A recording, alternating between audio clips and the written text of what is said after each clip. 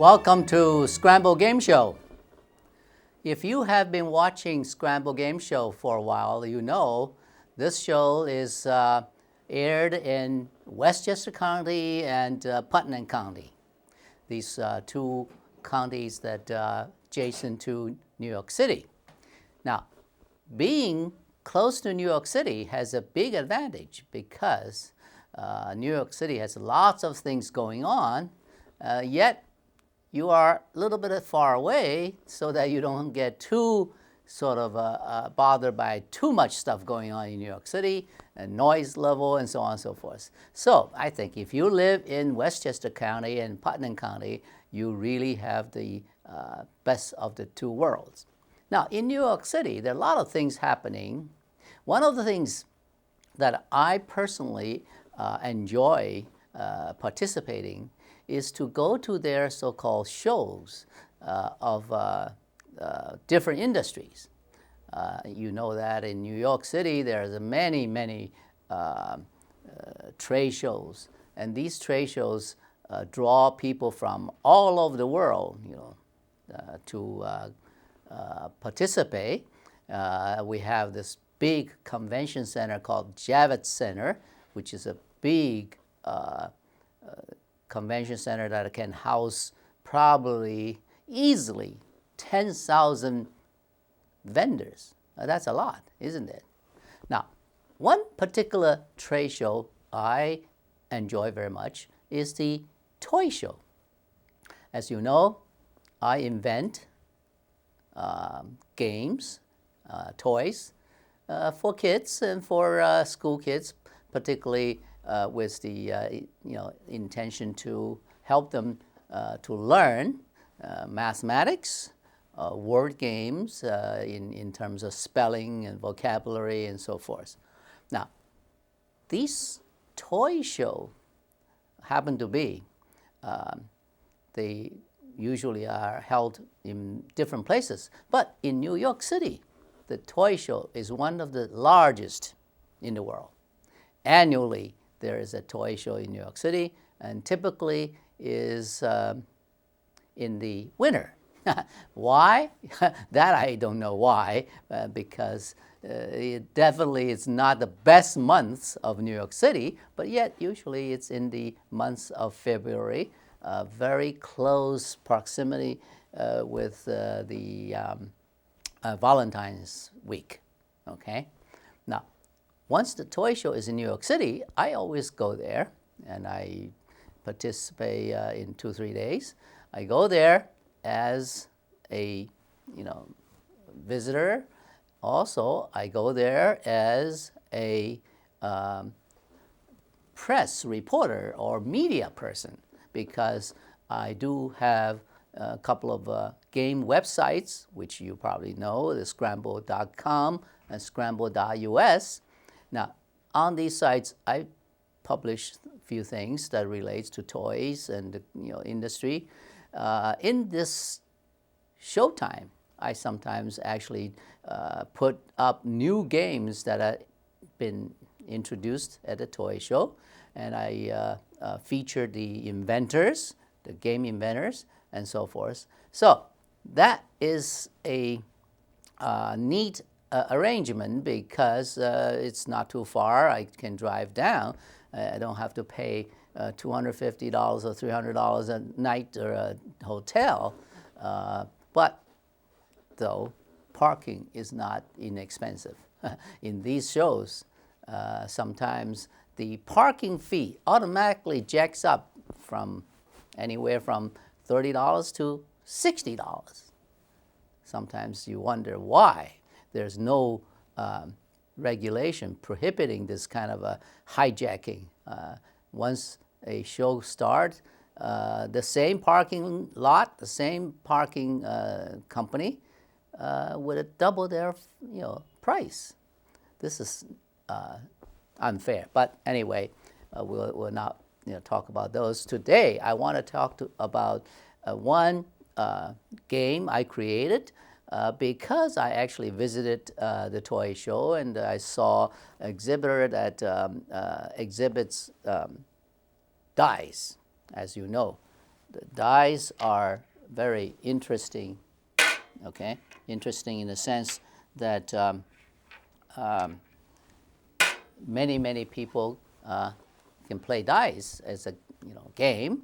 Of course, dice is used for determining sequence and so forth, used in many other games and toys. So I saw this vendor that exhibited all kinds of dice, different color, different shape, and so on and so forth. And I sort of started thinking, wow, you can create a lot of games out of these dice. You don't have to create the elements yourself. You just buy them and try to think about games you can play.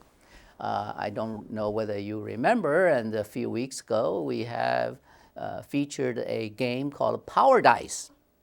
Okay, the Power Dice is a game that utilizes numbered dice. Happen to be the dice shape has 10 faces, so that you have numbers from 0 to 9. Okay, now these dice plus another dice, which is a mathematic operator, like multiply, divide, plus, minus on a dice face, you can create a mathematic game, and which I call the Power Dice. Now, that was introduced a few weeks ago, but today I will introduce another game called Noodle War. Noodle spells as Noodle. War, W-A-R. I guess the reason I choose this name is that noodle usually people means is your brain power. Noodle War is like brain war. You are playing with another a person or a group of people in this game using your brains. Okay? So that's called Noodle War. Now, very simple to create these games, and I don't mind telling you, and even though the first one created this one, I don't mind you just simply go produce it yourself, and you buy the dice and make the game yourself, and perhaps you can even extend the game to different ways of playing. That would be nice. Okay, I'm here not for profit. I'm trying to introduce games to help children, particularly in the family, to enjoy a family time. Play with parents, play with grandparents, play with the siblings and so on, so that you have a good time, yet you learn, okay? Good learning time. Okay, the Noodle War is making use of these dice. And happen to be now, okay, in this particular set, I have chosen 5 sets of different dice. Okay, for example, this one is a red die. Okay, each die, of course, has 1, 2, 3, 4, 5, 6, as regular die is made of, and that color is red. And next one, this happened to be an ivory color. Okay, yellowish ivory. Okay, and this one is a green color. Okay, and then this one is black die. Although the dots are white, so that you can see. And the last one is interesting. It's a white die, but the face of the die, the numbers are in different color. For example, the 1 dot is red, 2 dot is yellow, 3 dot is orange, okay, or pinkish, and 4 dot is green, 5 dot is blue, and 6 dot is black. So this is a multicolor facet, okay, die.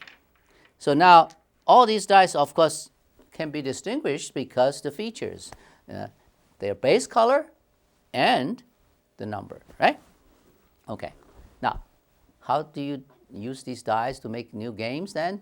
How does Noodle War play? Okay.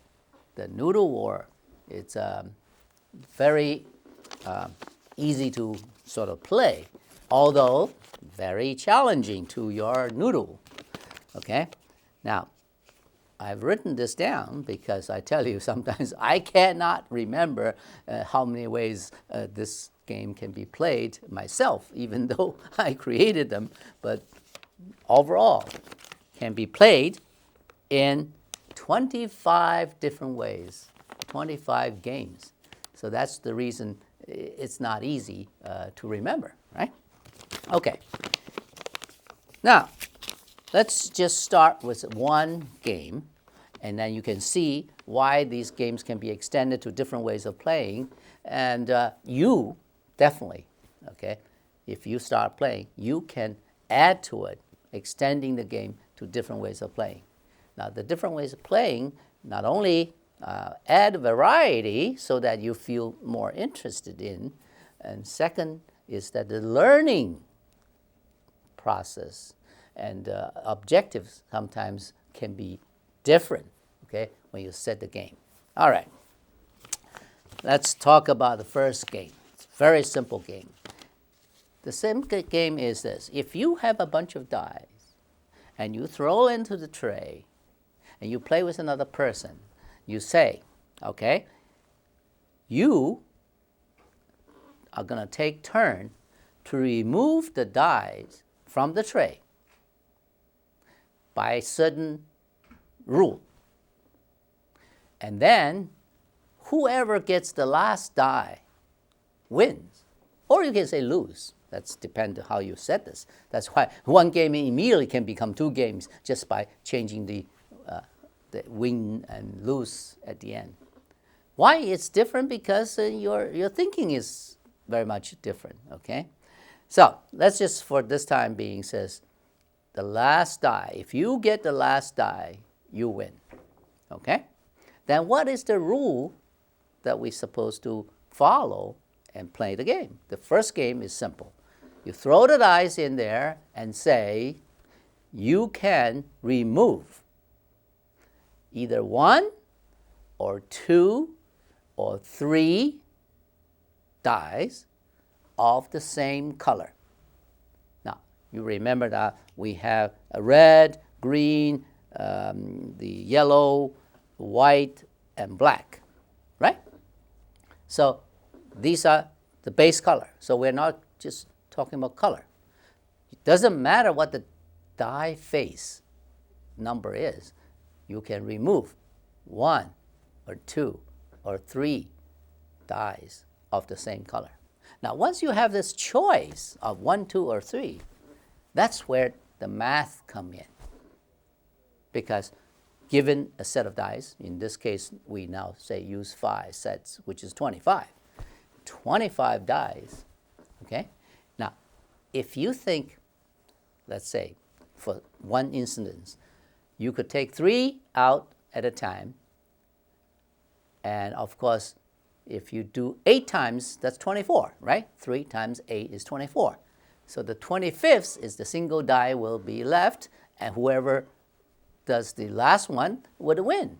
So you wouldn't, of course, depends on the color distribution and so on. You wouldn't always take 3, take 3, take 3, so to make this thing so predictable by your opponent, okay? By allowing you take 1, 2, or 3, this changes the game, okay? Constantly. Every move you make, you change the outcome for the next player. The next player would have to think what is the best move in order to make, the last die sort of end up in his hand rather than your hand. Now, this is playing between 2 people. Now, if you play in 3 people, that also makes difficult to predict or control to make yourself to be a winner, okay? And when you have more people, you also have the opportunity, or it's by the nature of the game, people can either collaborate to help certain person and make another person to lose, right? Or to not help by deliberately trying to always play against one person, right? Now, why this is sometimes interesting? Because okay, you have maybe brothers against sisters, and or adults against kids, and so forth, and then you could make this sort of unwritten rule, whether you help each other or the kids help each other, and so beat the adults, right? So there are many ways of playing that. Okay, that's the first simple one I will introduce, is the one that I say take 1, 2, or 3 dice, okay, at a time. You take turn to do that, but whoever gets the last die wins. Okay, now in this demonstration, I will play against you, audience, okay? So I'm going to do that. And when I ask the audience to choose, maybe since we don't have interactive TV, I mean, although technology is there and so forth, I think these TV companies or cable companies are just very slow in implementing these. We should have interactive TV long time ago, maybe even 15 years ago. But we don't have it. We can't, okay? Some television shows now allow people to call in with a phone as sort of interactive. That's minimal interaction. But you could actually interact in terms of really playing the game by pushing your remote control button, and the signal comes in to me, and I know you got the control of the remote, and then you can play. You can say, well, I will remove 2 red dice, and then I will take 2 red dice out according to your wish. And then on my turn, I will play, and so on. All right? So these kind of games can be played very interestingly on a live TV. Okay, now we demonstrate this, okay, without real live player. However, I'm hoping my crew in the studio is going to sort of act for you, okay, as the audience. All right, now, to make this illustration a little simpler, I'm not going to use 25 dice. 25 dice is standard playing, but I'm use 5 dice just to help you understand what I just explained, okay? Hopefully, sometimes you have young audience may not quite follow what I said. Let's just do that. Okay, I put 5 die out, okay? This is all same color, one color. Of course, it's very easy. And if we say the rule was take 1, 2, or 3 of the dice, and last die, you get last die, you win. Then if I happen to be the first one to play, I definitely cannot take 3. If I take 3 and left it was 2, you grab 2, you win, right? I definitely not even take 2, because if I take 2, you can grab 3, you win. So I have to take only 1, correct? Then I leave with 4, and it's your turn, and you have no choice. You either take 1 or 2 or 3. Whatever you do, I win. You see, that's very simple, right? This illustration really makes it very simple. And 3-year-old can play, 4-year-old can play, and 103-year-old can play. It's called Noodle War. All right? So one set of color, it's very simple. Either take 1, take 2. Obviously, if we, let's say we throw the dice and determine who plays, use another set of die to determine. Once I start playing first, I would definitely take only 1. Leave you no choice but take 1, 2, or 3, and I grab the last one. Right? So that explained, right? Now we're going to do the 5 sets, okay? From 1 to 5, seem to be same principle, but you will see it's not as simple as you think. All right. I got all these dice here now. 5 sets, 25 dice. There's 5 red, 5 green, 5 black, 5 yellow, or ivory rather, and 5 white. Okay? So we supposed to determine who start. Let's say if I start first, okay, I have a choice. I can take 1, 2, or 3 of the same color. Of course, any color at this point is equivalent because they're all 5. So any color you choose is the same. Now, taking 1, 2, 3 may have different significance because that would leave different numbers left in the tray for the second player, right? But if I take 1, for example, left was 24. As you know, 24 it can be divided by 3 as 8 turns, although the rule says you must take the same color. Since the 24 are not the same color, so it's not necessarily 8 turns. It could be 9, 10, 11, 12, 13 turns. So you have to use your brain, constantly think about how many turns you can take in order to leave the last die in your hand. Okay? Now, I'm going to start making life simple. I'm going to take 3 greens out. Okay? That left was 22 dice, with 4 sets of 5 dice and 1 set of 2 dice, 2 green dice left. And now it's your turn, audience. Okay? All right. Let's see.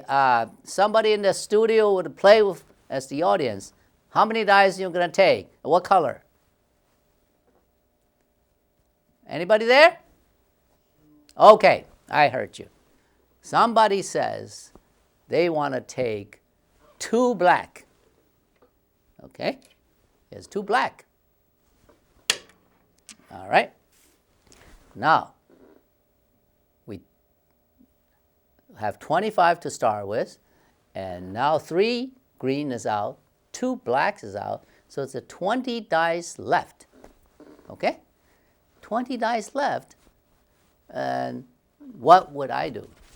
What should I do to make sure that I will have an upper hand in winning this game? Okay?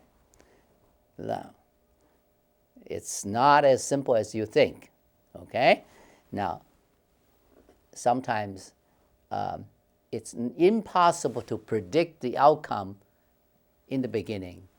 Okay? But as the game progresses, then the prediction based on probability, calculation, you should have a better chance to control the game or win the game. Okay? All right. Now, I am going to do 3 white.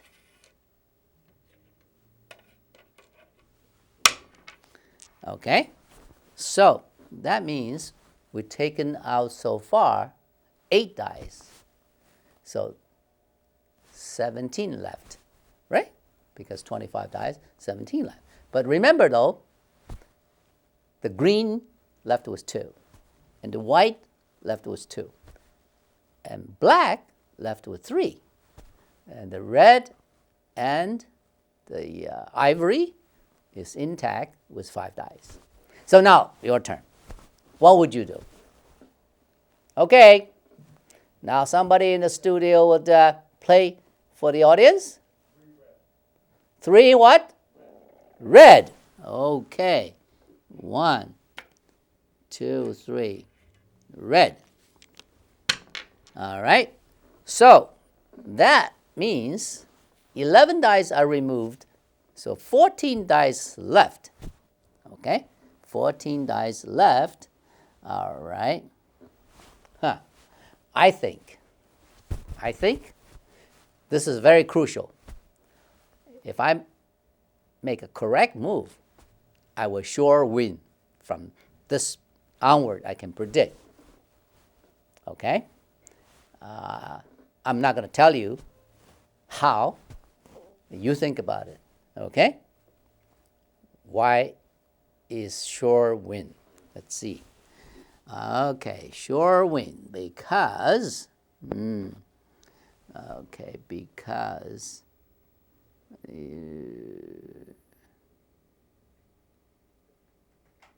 okay, I am going to take 2 ivory.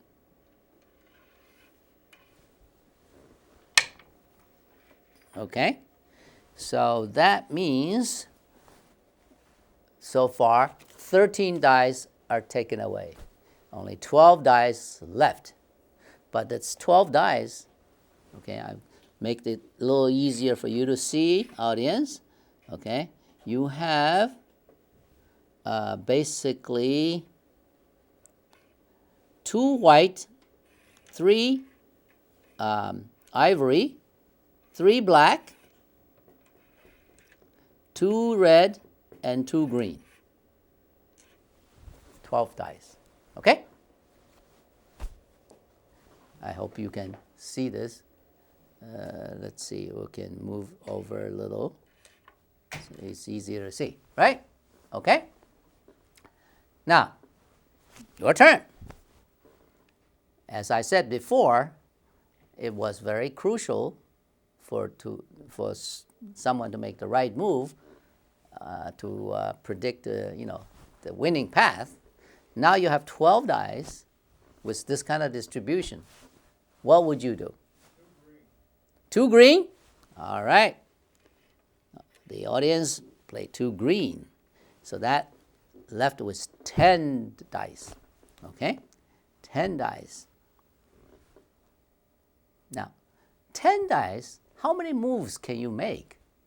Let's say if you take large number 3, you can have 1 move, 2 move, right? Because 3 blacks and 3 ivory, right? That's 2 moves. And then 2 red and 2 white. So that's 4 moves if you take the large number. However, the opponent or you play, you don't have to take 3. You can take 1. You can take 2, right? So that will mess up the possibilities, right? But still, there is logic behind that, okay? Let's see. How do I do this to make sure I can win, okay? All right. I think I would take 3 blacks away. Make life simple. Now, what's left is what? 7 dice. In 7 dice, there's a 2 red, 2 white, and 3 ivory. And it's your turn. What would you do? 2 ivory. What? 2 ivory. 2 ivory? 2 ivory. Okay. So now you're leaving that 5 dice to me, right? Okay. If I want to win, how? How do I do this to make sure I win? Okay? If I take 1 single die, and that single die will force you to lose. If you don't believe me, I'll take 1 ivory out. Okay, now I've left with 4 dice, 2 red, 2 white. What are you going to do? If you take 2 white, I will take 2 red, and I win. So that's not a good move. And if you take 1 white, I will take 1 red. And you take 1, I take last one, I win. Correct? So in this hand, you lost. And you lost way before. Okay? And this prediction can be calculated, okay, way ahead of time with mathematics. So that's the first game. Okay? Now, another game is slight variation. Instead of a color, if I throw the sets 25 dice in there randomly, and I said, you can remove 1, 2, or 3 dice, okay? Instead of the same color, I say, of the same number. Number means 1, 2, 3, 4, 5, 6, the face value of the die, okay? Now, you think that's very different from the first game? Yes, very much different, because the color is fixed. 5 dice per color and 5 color, that's fixed. So when you play that game, in fact, we only play one game. I won, but we should play a couple of times and until you get the hang of it, or sometimes you win, I win, you win, I win. Depends how you play. And as you mastered the sort of the trick, you would always win, okay? And that's the whole idea. But now if you change to numbers, why is it different? Because numbers come up randomly. You could have all 25 dice to show up as 6. That's very, very rare. Very rare to happen, but it could happen, right? And then when you play 1, 2, 3, the same thing, it's just like you play color, right? Because since everything is the same number, that game will be reduced to the same game we just played.